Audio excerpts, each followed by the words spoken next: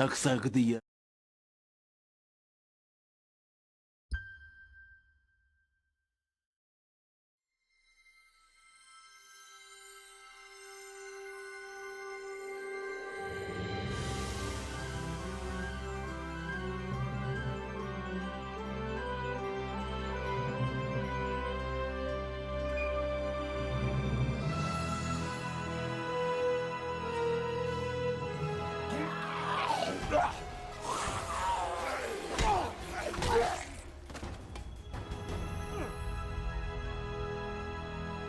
Bienvenidos nuevamente al desarrollo de estos temas. Estamos ya en el segundo módulo, tercer tema. Este tema se denomina, el cerebro y el ADN del emprendedor. Sígueme para más consejos. Ya, no, mentira, eso era nada más para que te echara a reír.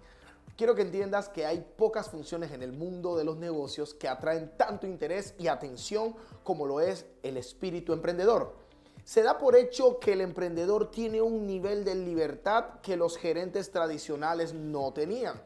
Y estos gerentes hoy en día quieren llegar a ser como los emprendedores y sueñan con esas características y piensan que en un mundo no muy lejano estas características se puedan compactar. Entonces hay que tratar de poder entender cómo se estaba dando antes, cómo se da ahora, qué piensan los emprendedores, cómo se conectan las ideas y empezar como a esquematizar todo lo que entra en el ADN del emprendedor.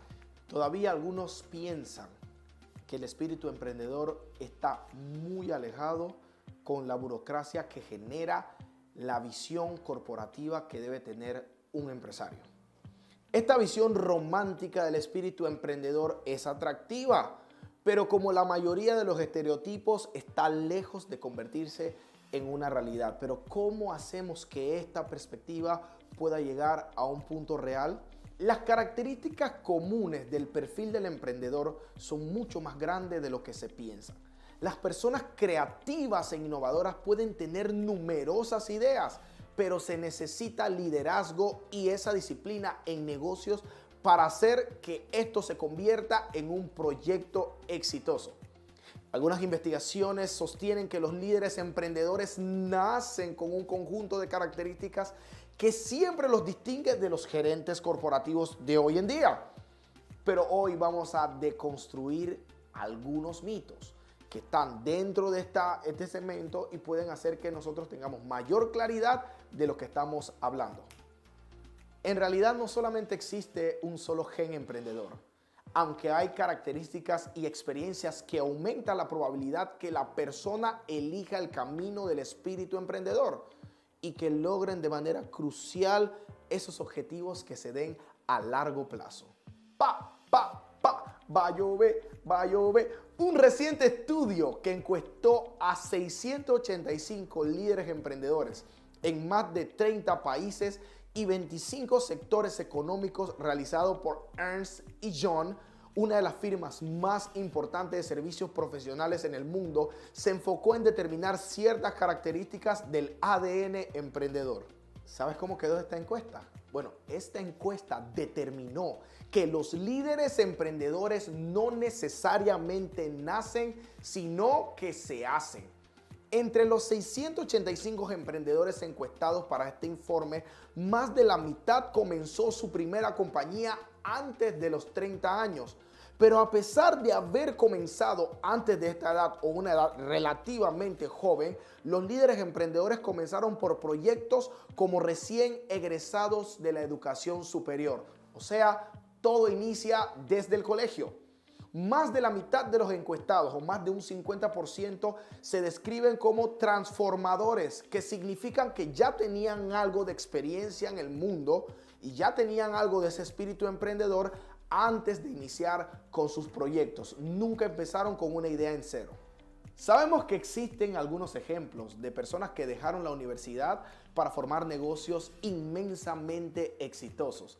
Tal es el caso de Bill Gates de Microsoft o Mark Zuckerberg de Facebook, pero estos en realidad, señoras y señores, son casos excepcionales. 33% de las personas encuestadas señalaron que al contar con algo de experiencia en los negocios formó una base fundamental que aumentó la probabilidad de tener éxito como futuro emprendedor. Seguido de esto, un 30% que mencionó que al contar con educación superior fue crucial para obtener los resultados valiosos en su emprendimiento. Quiere decir que hay que seguir con nuestros estudios, hay que seguir con nuestra formación y no pensar que por tener una idea excepcional las cosas van a cambiar de ya para allá. Plan estructurado, formación superior, formación universitaria y poner tu plan en marcha. Me gusta mucho este estudio porque es importante que nosotros podamos destacar situaciones o podamos deconstruir ciertas cosas que ya estaban en nuestra mente. Pero ser emprendedor pocas veces es una decisión de una sola vez. Tienes que estar por mucho tiempo en tu mente, tienes que haber tenido una experiencia y el cerebro del emprendedor siempre está en la necesidad de hacer algo nuevo. Por ello, la mayoría de líderes emprendedores van emprendiendo en serie o son emprendedores en serie. Es decir, que se han lanzado al menos en 2 compañías o han tratado de tener algún proyecto, alguna idea fallida y han tratado de mejorar esa idea que tenían en su momento. Los líderes que lanzan más de un proyecto obtienen apreciaciones valiosas y aprenden lecciones como hacer un negocio, como qué cosas puedo evitar, el sí, el no o el nunca. Como tal, tienen una función clara, tienen una función económicamente rentable y entre ellos inician una parte importante de los proyectos que son completamente nuevos. Entonces, una manera de clasificar a los líderes emprendedores es por su capacidad para crear compañías que generan este tipo de resultados. Crecer y vender, crecer y matar y crecer y crecer. Vamos con la primera categoría, que es crecer y vender, que incluye a los emprendedores que son líderes en serie. Estas personas de negocio tienen el autoconocimiento suficiente para reconocer que no tienen la capacidad para dirigir un emprendimiento o una compañía madura. Luego de fundar y hacer una empresa o hacer crecer una empresa, empiezan con la que sigue. Pero esto no quiere decir que renuncien a todo el control ni a su participación financiera, sino que algunos mantienen un porcentaje y otros mínimos para quedar con un solo negocio o con una sola empresa. Si no pasan a crear algo nuevo. Entonces siempre se fundamentan o de repente consiguen ayuda de personas que puedan tener un poco más de experiencia, pero no es que uno esté dando el control, sino que uno esté reconociendo, uno reconoce cuáles son las fallas, las situaciones, las necesidades que uno tiene para hacer que nuestra idea pase de ser idea y se convierta en algo sumamente inmenso. Nuestra siguiente categoría es crecer y matar. Estos líderes emprendedores son aquellos que no pueden o que no están dispuestos a ceder el control. Debido a que no están dispuestos a compartir su capital, solicitan demasiados préstamos y a menudo fracasan ante una crisis económica o de lo contrario siguen una estrategia que supuestamente puede desarrollarse como visionaria y se niegan a escuchar a quienes se oponen a esa visión. O sea, si tú eres enemigo de su visión, tú no puedes estar cerca de estas personas. Entonces califican todo como negativo, van acusando, no tienen un espíritu de equipo, piensan que solamente ellos tienen la opción general, ideal, la mejor opción nace de ellos y estando así o aun cuando su negocio muere, siempre tienen otra nueva idea en la que confía que será exitosa que la anterior. Esta gente tiene que aprender por los golpes o tiene que aprender por el ejemplo y así obtienen un aprendizaje y son capaces de crecer en base a esa muerte. Nuestra tercera categoría es crecer y crecer. Y este pequeño grupo de líderes son ágiles y pueden cambiar de una compañía nueva a otra compañía de crecimiento más estable. Entonces, cuando sea el momento justo, pueden contratar subordinados de confianza y capaces de guiar una organización. También pueden ser capaces de cerrar el ciclo de personas que puedan tener ideas contrarias a lo que requiere su emprendimiento porque intentan matar un sueño. Debido a que a menudo venden parte de las compañías para financiar su crecimiento, le es más fácil contar con inversionistas al inicio, ya que sus intereses están alineados con los intereses de los inversionistas y del capital en riesgo que proporcionan el financiamiento inicial. Entonces, aquí tú buscas crecer en base no solamente a tus pensamientos o a tus intereses, sino que lo vas conectando con los intereses tanto de los inversionistas o de algunos subordinados que pueden llevar el control de tu organización para tú poder expandir lo que tienes como una idea inicial. ¿Qué tiene el cerebro de un emprendedor? Es lo que muchos se preguntan. Y una de las características claves dentro del cerebro del emprendedor es que siempre está buscando hacer algo nuevo. Aparte de eso, hay situaciones que no va a dejar pasar por alto. Por ejemplo, no piensan que el emprendedor no come o no duerme. Un emprendedor tiene ganas de dormir, pero de manera un poco más reducida que el que no emprende algo. No creas que porque eres emprendedor vas a quedarte en tu casa durmiendo hasta tarde y que el negocio va a andar solo. De hecho, algunas personas afirman que quien tiene negocio propio o quien tiene algo propio tiene que trabajar mucho más que si fuese un empleado regular. A veces el correo o el chip o el ADN o situaciones que hacen que el emprendedor esté copado, puede ser que quiera dejar el correo en cero o quiera contestar los mensajes o quiera tener muchas llamadas. Eso hace que el cerebro del emprendedor se pueda a veces colapsar. El emprendedor piensa mucho en sus clientes, piensa mucho en su mercado, piensa mucho en algunas características de lo que está pensando la gente que en algún momento le puede comprar lo que está tratando de llevar a emprender. Tiene situaciones en su mente que lo llevan a pensar en las reuniones, la cual va a desarrollar. El cerebro del emprendedor siempre está pensando en producir, en generar.